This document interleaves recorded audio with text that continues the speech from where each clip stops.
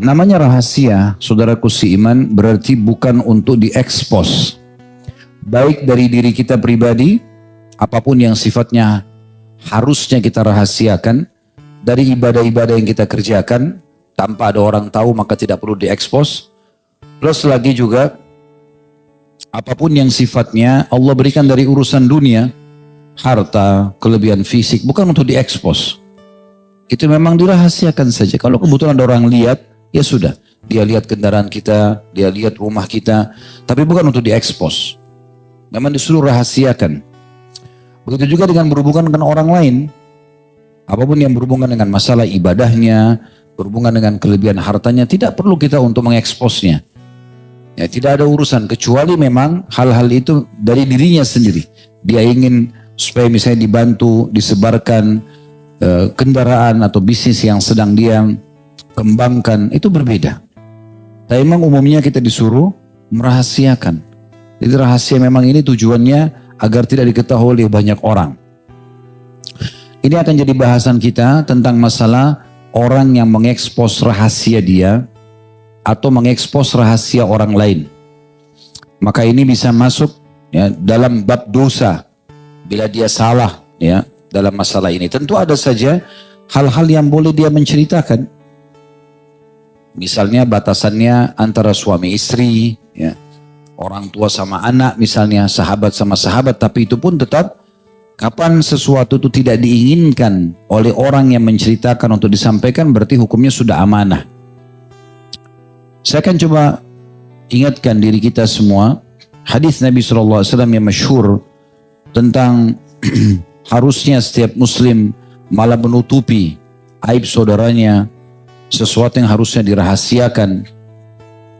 Dalam hadis riwayat Muslim nomor 269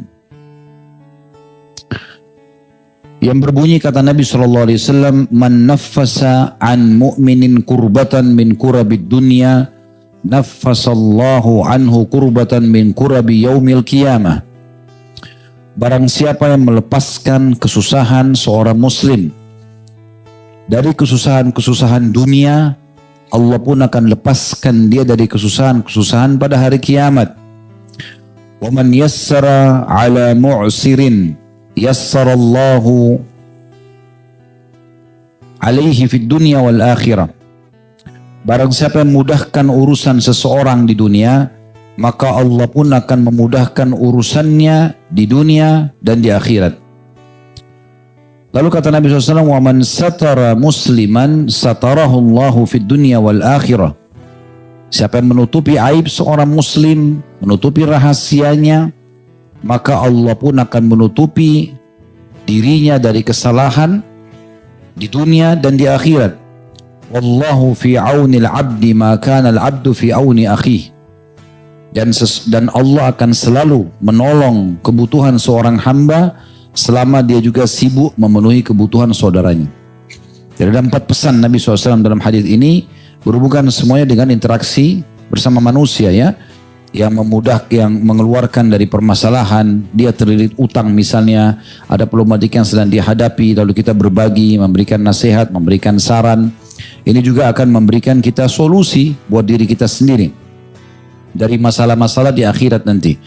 Pesan pertama. Pesan kedua, barang siapa yang memudahkan urusan orang yang sedang sulit, misal dia ingin minta bantuan pekerjaan atau apa sajalah, mau menikah, mau masuk ke lembaga pendidikan, sementara tidak ada pelanggaran agama, kita bisa mudahkan, kita mudahkan.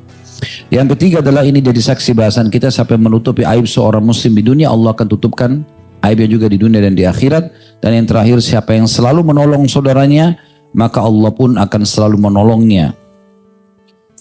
Saksi bahasan kita adalah potongan ketiga hadis ini tentang man satara musliman fid dunya satarallahu fid dunya wal akhirah. Siapa yang menutupi aib saudara muslim di dunia, maka Allah akan tutupi aibnya di dunia dan di akhirat. Syekh Muhammad rahimahullah mengangkat dalil pertama dalam dosa ini, dan ini yang banyak sekali terjadi pelanggaran. Kita sayangkan. tentang hubungan intim suami istri. Ini salah satu rahasia. Kenapa dilakukan hubungan intim itu di dalam kamar, di tempat tertutup? Halal begitu, haram pun orang lakukan di tempat tertutup biasanya. Kenapa? Supaya tidak terekspos. Ya. Maka ini adalah rahasia antara suami istri. Dalam Islam, kalau sudah terjadi interaksi biologis antara suami istri, haram hukumnya menceritakan interaksi biologis tersebut kepada siapapun. Siapapun. Kecuali dia suami istri ini. Kalau mengeksposnya. Beda kalau seseorang konsultasi.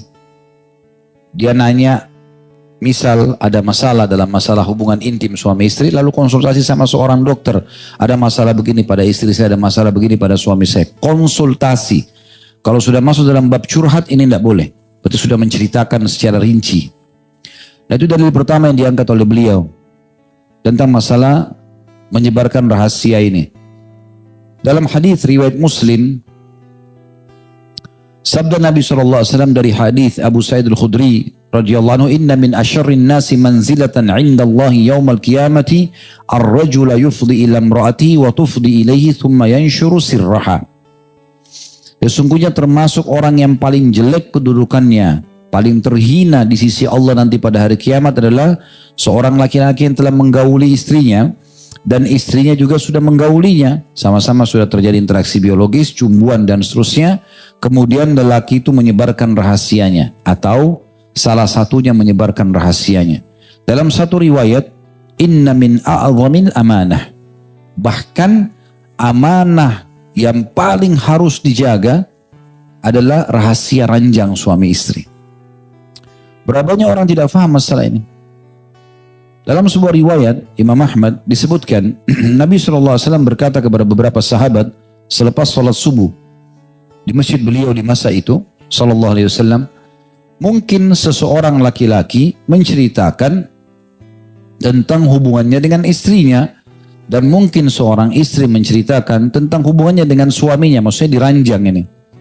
Maka kata Asma binti Yazid radhiyallahu anha, seorang sahabiat, benar ya Rasulullah, kaum laki-laki dan kaum perempuan di Madinah melakukan itu. Mereka saling berbangga-bangga atau justru menghina pasangannya kalau kurang di mata dia. Maka kata Nabi SAW, jangan kalian lakukan itu.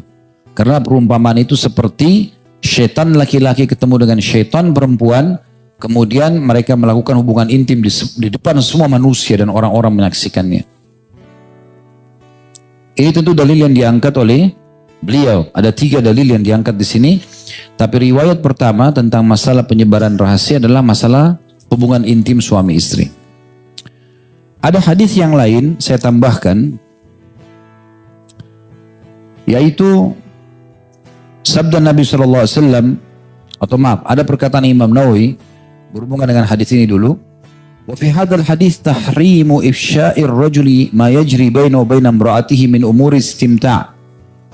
Dari hadis ini tadi ada penekanan dari Nabi SAW dan hukumnya haram seorang laki-laki menceritakan apa yang terjadi antara dia dengan istrinya dari hubungan suami istri.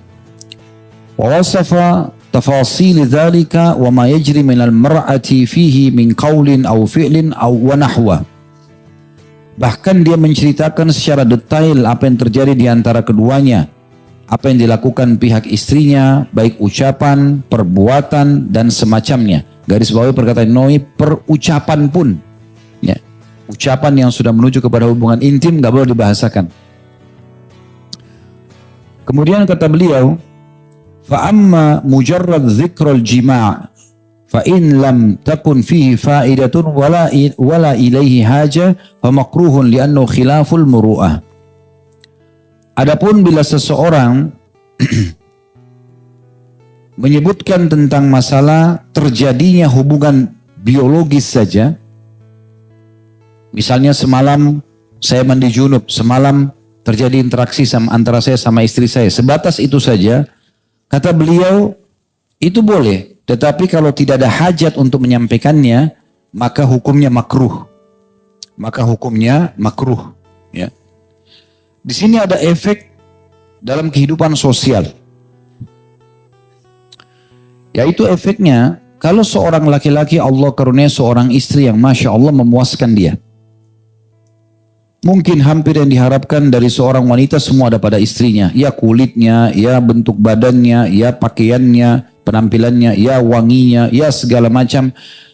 Lalu kemudian dia senang sekali dan dia puas. Kalau orang belum paham tentang hadis ini, maka dia berbangga-bangga menceritakan pada teman-temannya. Oh, istri saya itu begini, ceritain sama dia. Sekarang anggap dia bicara di depan 4 orang temannya laki-laki misal. Keempat laki-laki ini, misal semuanya atau salah satunya istrinya tidak seperti itu. Apa yang terjadi? Dia akan cemburu dan dia akan menggoda nanti istri orang yang menceritakan. Itu banyak terjadi. Karena bagi dia ini luar biasa nih. Perempuan itu bisa begini dan begitu. Gerakannya begini dan begitu, perkataannya begini dan begitu. Menggoda lah, rayuannya segala macam. Padahal istrinya dia misalnya kaku di rumah. Nah itu kan bisa pengaruh. Sebaliknya juga, kalau seorang wanita juga melakukan itu, Allah berikan dia suami yang Masya Allah memuaskan bagi dia. Mungkin apa yang diharapkan dari laki-laki semuanya ada di situ. Dari warna kulit, postur tubuh, pakaiannya, wanginya, perkataannya, gerakan-gerakannya dan seterusnya. Lalu dia bicara dengan 4 orang temannya perempuan yang lain. Dari 4 orang ini misalnya anggap semuanya salah satunya suaminya tidak begitu. Apa yang terjadi? Dia akan ganggu suaminya orang ini. Itu efek sosialnya. Bahayanya di situ. Ya. Oleh karena itu tidak boleh sama sekali seseorang menyampaikan ini. Di dalam hadis yang lain kata Nabi SAW, Inna min a'zamil amana indallahi yawmal qiyamah. Sesungguhnya amanah yang paling besar di sisi Allah nanti pada hari kiamat. Yang harus dipertanggungjawabkan. Ar-rajulu yufdi ila imrati wa tufdi ilaihi thumma yanshuru sirraha. Suami istri yang saling bergaul satu sama yang lain, suami menggauli istrinya, istri juga begitu, kemudian mereka menyebarkan rahasia ranjangnya itu. Ya. Jadi memang beda sekali antara kita sama orang-orang non-muslim. Orang non-muslim malah diekspos, buat cuplikan, dikirim, sebar sana sini, bangga kalau dilihat oleh orang-orang. Dijadikan sebagai film-film porno. Dalam Islam tidak ada itu. Dan ini subhanallah efek lain dalam kehidupan sosial. Kalau ini kita tutup, maka tertutup sekali pintu-pintu gangguan dalam rumah tangga, perbuatan zina. Karena orang akan fokus ke pasangannya saja. Tidak perlu dia dengar tentang kelebihan orang lain. Dan ini hal yang harus diperhatikan. Imam Nawawi juga menyampaikan tentang masalah ini. Kalau seandainya ada sesuatu yang mendesak untuk menyampaikan, misal konsultasi, tadi saya katakan antara seseorang dengan dokter karena ada hal yang harus diperbaikin, maka itu dibolehkan. Itu pun tidak boleh rinci. Beliau mengatakan wa in kana ilaihi hajah, kalau ada hajat untuk menyampaikan, au tarattaba alaihi faidah bi an yunkira alaihi i'radahu anha, atau ada faidah dalam menceritakannya, misalnya suami mengingkari keenggahan istri yang tidak mau melayani suaminya. Atau tadda'i ilaihi al-ajzu anil jima' atau nahwa dhalik, atau istri mengklaim bahwasanya suaminya lemah, tidak mampu menyetubuhi istrinya. Fala karaha fi dhalika kama qala Rasulullah SAW, inni la af'alu ana wa hadhihi. Maka hal semacam ini tidak mengapa, ya. Sebagaimana Nabi SAW pernah bersabda, sungguhnya aku melakukan perbuatan itu dan juga ini, ya, isyarat gitu. Wa qala sallallahu alaihi wasallam di Abi Talha, dan Nabi SAW berkata kepada Abu Talha, agarastumul laylah, apakah kalian sempat bercocok tanam semalam atau melakukan hubungan biologis? Wa qala li Jabir al-kayyisul kayyis, dan beliau juga bersabda kepada Jabir, ya segeralah punya anak wahai Jabir, segeralah punya anak. Maksudnya Nabi SAW di sini memotivasi sahabat untuk mengerjakan interaksi biologis. Jadi kalau ada bahasa konsultasi, menanyakan gitu kan, apakah itu ke dokter karena masalah medis atau kepada seorang tokoh agama, apa hukumnya kalau seorang suami tidak pernah menggauli istrinya? Apa hukumnya kalau seandainya seorang istri tidak mau melayani suaminya? Kan itu ada bahasan ke sana. Kalau sebatas konsultasi maka tidak masalah. Tapi selain daripada ini tidak dibolehkan sama sekali. Kemudian teman-teman sekalian, beliau mengangkat dalil kedua, sabda Nabi SAW, yang dihasankan oleh Tirmidzi, "Idza haddatsa ar-rajulu bil hadithi thumma iltafata fahiya amanah." Ini contoh menyebarkan rahasia yang lain. Tadi sudah kita tinggalkan masalah suami istri, sekarang masalah yang lain. Jika seorang laki-laki menyampaikan satu pembicaraan kemudian dia menoleh, maka itu adalah amanah. Ya. Artinya, kalau seseorang itu sedang bicara sama kita, kemudian dia coba ya seakan-akan memang hanya kita saja yang dia bahasakan. Kalau ada orang lewat, dia menoleh, dia kayak tidak mau orang lain dengar, maka itu sudah amanah. Begitu saja sudah amanah. Ya. Maka tidak boleh sama sekali. Atau ada orang mengatakan pada kita, saya mau cerita rahasia ya. Kalau kita lagi dengarkan dia ngomong lalu kita menoleh, maka itu sudah seperti kita mengkhianati amanah itu. Celeran darurat itu. Maka itu saya tidak boleh, apalagi kalau menceritakan kepada orang lain. Dan ini luar biasa kita. Maka poin ini juga harus digarisbawahi teman-teman sekalian. Yang perlu digarisbawahi, memang dalam Islam, kalau ada sesuatu yang sifatnya dititipkan sebagai rahasia, tidak boleh kita sebarkan. Kalau pernah dengar, alhamdulillah. Kalau belum dengar, banyak sekali riwayat dari Nabi SAW, bisa kita katakan belasan dalil. Tapi diantaranya, waktu Nabi SAW ingin menghukum Quraisy terhadap pengkhianatan mereka dari kesepakatan Hudaybiyah, karena waktu itu tidak boleh ada peperangan, tidak boleh ada pengkhianatan, tapi rupanya ya suku Bakar berkhianat. Dia berkoalisi dengan Quraisy menyerang suku Khuza'ah yang berkoalisi dengan muslimin. Maka Nabi SAW ingin menyerang Quraisy pada saat itu karena mereka berkhianat. Nabi SAW masuk kamar beliau, kamarnya Aisyah, lalu mengatakan, "Wahai Aisyah, siapkan baju perang. Saya akan menyerang Quraisy, tapi rahasiakan." Begitu kata Nabi SAW. Rahasiakan. Ini Nabi bilang kepada Aisyah. Yang terjadi waktu Aisyah lagi kemas-kemas persiapan perang Nabi SAW, gak ada orang dalam rumah, tiba-tiba Abu Bakar masuk. Abu Bakar ini siapa? Ayah? Apa kata Abu Bakar? "Wahai Aisyah, dilihat pakaian perang, pedang, perisai, topi besi. Apakah Rasulullah SAW makan perang?" Kata Aisyah, "Iya." Lalu kemudian kata ayahnya, "Siapa yang Nabi SAW makan serang?" Aisyah diam. Ayahnya yang nanya ini, Aisyah diam. Karena Nabi bilang apa tadi? Rahasia. Lalu kata Abu Bakar, dia coba, apakah Nabi SAW ingin menyerang Hawazin, suku yang nanti akan terjadi perang Hunain setelah pembebasan kota Mekah? Nabi SAW, Abu Aisyah diam. Apakah Nabi SAW ingin menyerang ini, ingin menyerang, disebut semua. Aisyah tetap diam. Sampai terakhir Abu Bakar mengatakan, apakah Nabi SAW ingin menyerang Quraisy? Aisyah diam. Ayahnya yang nanya diam. Karena Nabi sudah bilang rahasia. Sampai Nabi SAW masuk sendiri ke dalam rumah. Kemudian Nabi SAW ditanya sama Abu Bakar, "Ya Rasulullah, apakah anda ingin berperang?" Kata Nabi SAW, "Iya." "Apakah anda ingin Hawazim?" Nabi bilang tidak. Nabi nggak jawab langsung, "Iya, enggak, saya mau serang Quraisy." Enggak. Dia biarin aja. Hawazim tanya, "Bukan." "Suku ini?" "Bukan." "Suku itu?" "Bukan." Nanti terakhir Abu Bakar bilang, "Ya Rasulullah, apakah anda ingin Quraisy?" Kata Nabi SAW, "Iya." Kata Abu Bakar, "Ya Rasulullah, ada akad 10 tahun nggak boleh perang." Kata Nabi SAW, mereka yang berkhianat. Mereka yang memulai membatalkan akad itu. "Apakah kami siap-siap ya Rasulullah?" "Siap-siap aja." Tentu ini ada kisah panjangnya. Setelah itu pasukan siap segala macam dan menyerang Mekah. Tapi intinya pada saat itu Aisyah menjaga rahasia ini. Walaupun sama ayahnya tidak dibuka gitu. Juga kisah yang masyhur tentang masalah Hafsah radhiyallahu anha pada saat menjanda anak Umar bin Khattab. Maka Umar bin Khattab sempat menawarkan anaknya ini kepada Utsman bin Affan. Utsman dulu. Utsman nolak. Lalu kemudian dia tawarkan kepada Abu Bakar. Abu Bakar diam, nggak jawab. Kemudian Umar bin Khattab pulang, lalu sholat malam, mohon petunjuk sama Allah, kirimkan jodoh yang baik. Intinya, beberapa hari kemudian datang lamaran Nabi SAW. Setelah dilamar oleh Nabi SAW dan dinikahi, di hari pernikahan Nabi SAW itu Abu Bakar datang dekati Umar. Lalu dia mengatakan, "Wahai Umar, sepertinya kamu marah pada aku. Karena kamu sempat tawarin Hafsah, tapi saya tidak berikan jawaban." Dia bilang, "Benar," kata Umar. Maka apa kata Abu Bakar, perkataan yang mulia, fa innahu lam yamna'uni an arji'a ilaika fi ma aradta alayya illa anni qad kuntu alimtu anna Rasulullah sallallahu alaihi wasallam kad dzakaraha.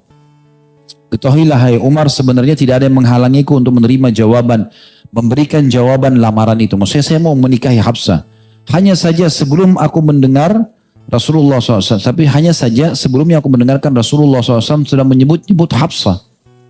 Jadi Nabi itu kalau menyebut di masa hidup beliau nama seorang wanita, berarti Nabi mau menikahi gitu. Makanya Nabi nggak jarang sebutin nama seorang wanita. Terutama kalau wanita itu memang belum menikah. Maka Nabi pernah menyebut nama Hafsah ini. Waktu kamu tawarkan, maka aku tidak ingin. Dia mengatakan, falam akun li abshi sirra Rasulillah sallallahu alaihi wasallam. Dan aku tidak mungkin menyampaikan kepadamu, hai Umar, saya pernah dengar Nabi sebut nama Hafsah, mungkin dia yang mau lamar. Saya nggak mau bilang itu, karena Nabi sendiri nggak pernah bilang itu. Saya anggap itu sebuah rahasia. Maka saya tidak mau bilang itu. Walau tarakaha Rasulullah sallallahu alaihi wasallam qabaltuha. Kalau seandainya Nabi SAW tidak nikahi dia, pastikan saya akan nikahi. Jadi di sini kita lihat bagaimana luar biasa gitu, ya. Perintah atau bagaimana Abu Bakar menjaga rahasia Nabi karena Nabi nggak ceritain, kan gitu. Begitu juga dengan riwayat lain, riwayat yang masyhur, ya. Hadis-hadis sahih semua ini, bahwasanya pernah Nabi SAW kedatangan dalam hadis riwayat Muslim, ya, Bukhari Muslim sebenarnya, pernah kedatangan anaknya Fatimah radhiyallahu anha. Kemudian Nabi SAW kebetulan bersama istri-istrinya. Lalu Nabi SAW berdiri lalu menyambut putrinya, mengatakan marhaban, selamat datang wahai putriku. Kemudian Fatimah disuruh duduk di sebelah kanan Nabi SAW. Riwayat lain mengatakan sebelah kiri. Intinya Nabi SAW bisikin di telinga kiri Fatimah, tiba-tiba Fatimah nangis. Setelah itu Nabi SAW melihat kegelisahan pada diri Fatimah, maka Nabi SAW bisikkan lagi di sebelah kanan. Lalu Fatimah ketawa gitu. Selesai. Ini Nabi bisikin ke anak perempuannya di depan para istrinya. Istrinya gak ada yang tahu nih apa yang sedang dibicarakan gitu. Maka Aisyah mengatakan, aku pun berkata kepada Fatimah, engkau telah diistimewakan oleh Rasulullah SAW di antara para istrinya dengan bisikan tadi. Kamu dibisikin, kami gak tahu apa yang sedang dibicarakan. Padahal kami ini para istrinya gitu.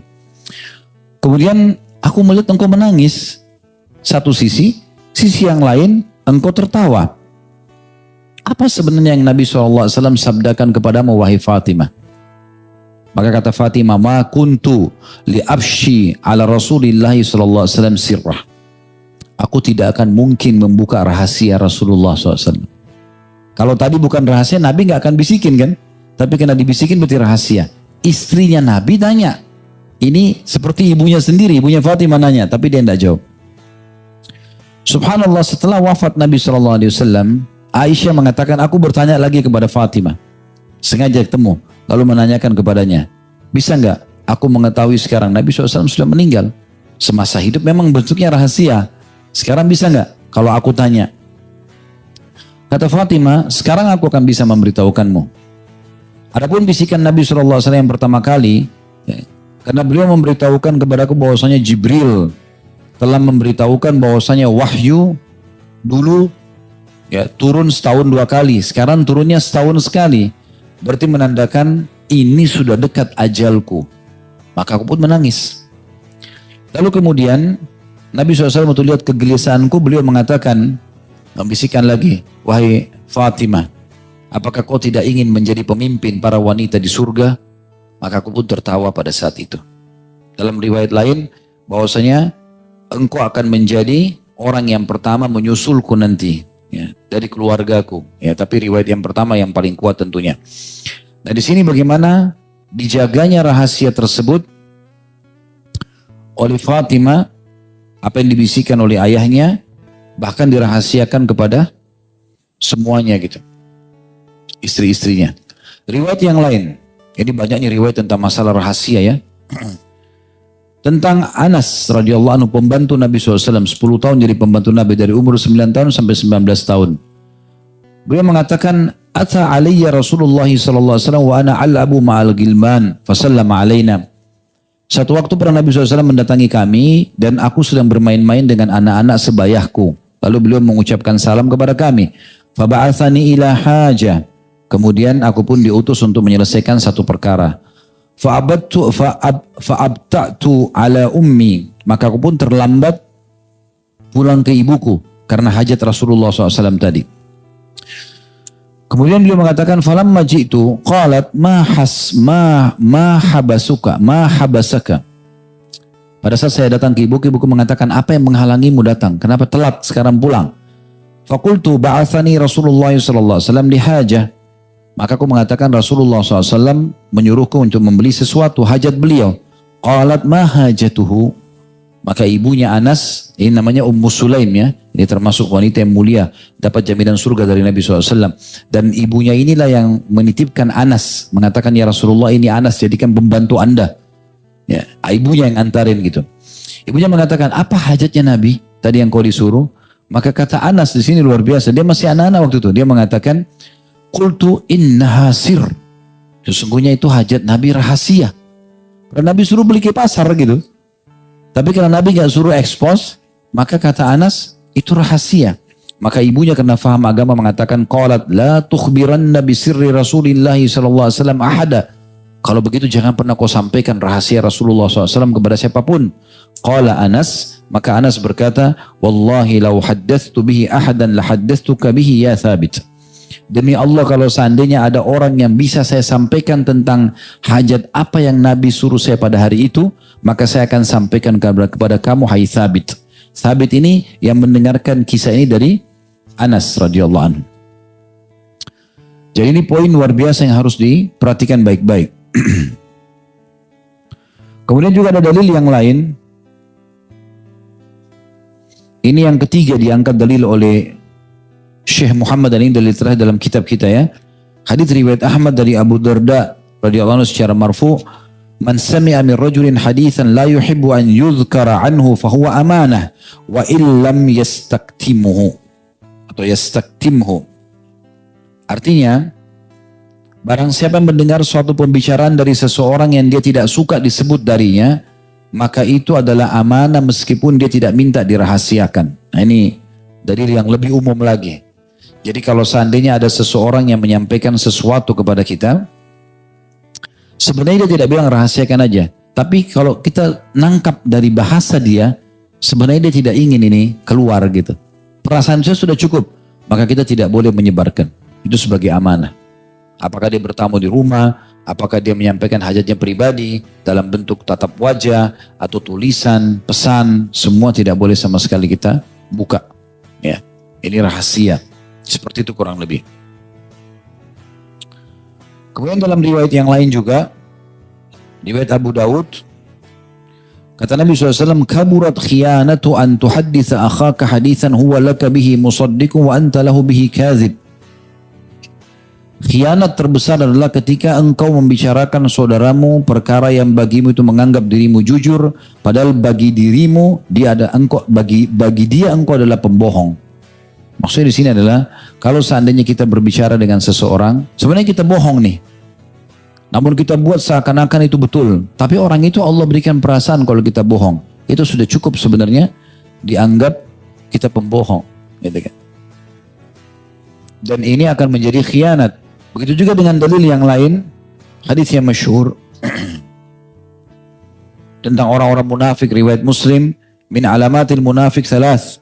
Tanda-tanda hari orang munafik ada 3. Idza haddatsa kadzab, kalau dia berbicara dia bohong. Wa idza wa'ada akhlaf, kalau dia berjanji maka dia pungkiri, ya.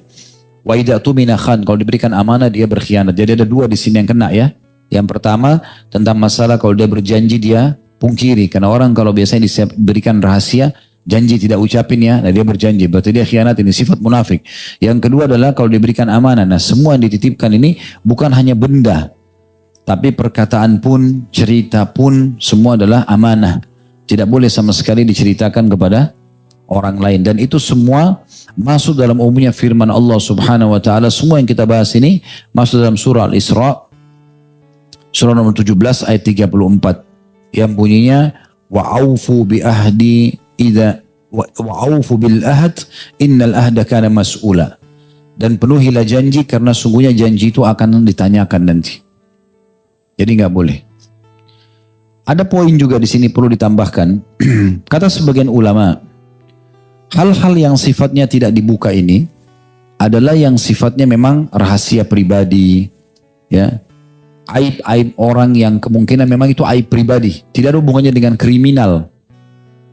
Kayak misalnya aib di tubuhnya, aib di rumah tangganya, aib di pekerjaannya, semua ini ditutupin selama dia minta rahasia. Tapi kalau yang dibahasakan kepada kita sebuah pelanggaran kriminal, misalnya ada orang mengatakan rahasiakannya saya mau bunuh si fulan, rahasiakanlah saya mau mencuri di bank ini misalnya. Nah ini tidak boleh ditutupin, karena ini nanti akan ada mudarat besar kepada orang lain. Di sini tidak masuk dalam bahasan ini ya. Jadi jangan antum bilang kan Ustadz sudah bahas rahasia, berarti biar perampok, biar pembunuh, kalau dia ceritakan apa-apa, kita harus rahasiakan, ini tidak masuk dalamnya. Tapi selama itu adalah aib-aib pribadi saja, tadi di fisik, di harta, atau misalnya ada satu pekerjaan yang dia ingin rahasiakan, maka semua itu kita harus tutupin. Ya, sampai kita meninggal pun harus kita jaga. Subhanallah, Nabi SAW mengajarkan nama-nama orang munafik kepada satu orang sahabat, Hudzaifah radhiyallahu anhu. Sampai dikenal dengan sahibus sir, pemilik rahasia berita Nabi SAW. Tidak ada satu orang pun Nabi sampaikan nama-nama munafik kecuali orang ini, gitu kan? Sampai Umar pernah bertanya mengatakan, wahai Hudzaifah, apakah Nabi SAW menunjukku sebagai salah satu orang munafik? Beliau mengatakan tidak, sebatas itu saja. Jadi tidak ada bahasa menunjukkan oh si fulan, oh si fulan. Sampai pernah terjadi di masa khilafahnya Umar, ada satu orang munafik karena dia bisa mengemas penampilannya dengan begitu bagus dalam ibadah sampai Umar terkecoh dan ditunjuk jadi gubernur. Maka dia sempat bertanya kepada Hudzaifah, apakah ada di antara gubernurku orang munafik? Kata Hudzaifah ada. Siapa orangnya? Hudzaifah tidak mau bilang. Padahal orang munafik gitu.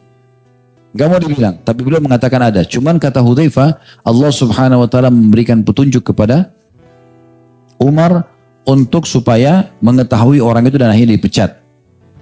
Jadi sampai seperti itu bagaimana mereka menjaga rahasia tersebut. Sampai Umar bin Khattab radhiyallahu anhu kalau mau tahu itu orang munafik atau tidak, ditunggu Hudzaifah sholati atau tidak. Kalau nggak disolatin berarti munafik. Tapi kalau disolatin berarti tidak, gitu kan? Karena betul-betul terahasiakan, walaupun di akhir hidup Nabi SAW beliau sempat kumpul semua orang di masjid yang ada pada saat itu. Lalu beliau mengatakan yang aku sebutkan namanya satu persatu berdiri. Dia adalah munafik. Nabi tunjuk si fulan berdiri, si fulan berdiri, si fulan berdiri. Sampai ada orang yang ditunjuk oleh Nabi SAW keluar dari masjid menangis di depan masjid. Umar tanya, kenapa kau menangis? Dia bilang Rasulullah SAW menghitungku termasuk orang munafik. Maka kata Umar, semoga Allah mencelakakanmu. Bagaimana kau bisa munafik sementara ada Rasulullah gitu. Tapi pada saat Nabi buka itu pun yang tahu hanya di dalam masjid saja. Yang lainnya orang tidak tahu. Oleh karena itu teman-teman sekalian kita harus betul-betul merahasiakan. Baik hal berhubungan dengan kita pribadi atau orang lain. Bahkan ada sebuah asar yang luar biasa. Ya, yang kurang lebih maknanya. Kata Nabi SAW, tolonglah dan sempurnakanlah pekerjaan kalian dengan merahasiakannya. Tidak usah diekspos gitu. Kalau sebagian orang yang perlu tahu silahkan. Tapi kalau yang tidak, nggak usah. Nggak usah semuanya orang tahu. Kita mau umroh semuanya orang tahu. Mau haji semuanya orang tahu. Kecuali memang perlu disampaikan. Kalau nggak usah. Dalam hal ibadah, dalam hal harta, dalam hal pergaulan, dalam hal apa saja. Semuanya itu kita rahasiakan. Juga saya perlu tambahkan di sini teman-teman sekalian. Rahasia-rahasia ini tetap juga berlaku walaupun sudah tidak bersama ya. Nah, contoh misalnya kalau di perusahaan itu kan ada dalam akad biasanya ditulis ya. Kalau sudah tidak bekerja lagi, nanti akan tidak boleh menyebarkan informasi tentang perusahaan ya, karena dia sudah masuk, dia sudah berbaur, itu ada. Dan itu benar tuh secara agama, harusnya bisa begitu memang. Karena kalau tidak setiap orang masuk di perusahaan nanti dia akan bongkar tentang perusahaan tersebut di perusahaan lain, kan gitu. Padahal belum tentu dia benar, mungkin dia salah di sini karena dia di PHK misalnya, terus dia sakit hati lalu dia ekspos. Nah ini tidak boleh. Seperti itu. Nah, urusan kita juga pribadi sama. Itu tadi kalau perusahaan, kita pun pribadi sama. Apapun yang antum mau kerjakan, usahakan dirahasiakan. Tidak boleh dibuka sama sekali, kecuali dalam keadaan darurat saja. Supaya tidak terekspos di sana sini. Nabi SAW itu kalau mau mengirim pasukan, pasti beliau tidak sampaikan kepada semua orang. Panglima-panglima perang saja. Pasukan ikut saja. Ke kanan, ke kiri. Sampai kadang-kadang para sahabat menebak. Mungkin Nabi mau ke sini, mungkin Nabi mau ke situ. Waktu mau nyerang Mekah itu, menuju ke kota Taif jauh. Baru kemudian beliau manuver tiba-tiba masuk ke kota Mekah. Ternyata ini banyak hikmahnya gitu. Karena semua prajurit tahu nanti ada pengkhianat yang menyelip, akhirnya jadi terbongkar rahasia peperangan Nabi alaihi salatu wassalam. Jadi sampai seperti itu tentunya semuanya yang berhubungan dengan masalah rahasia ini.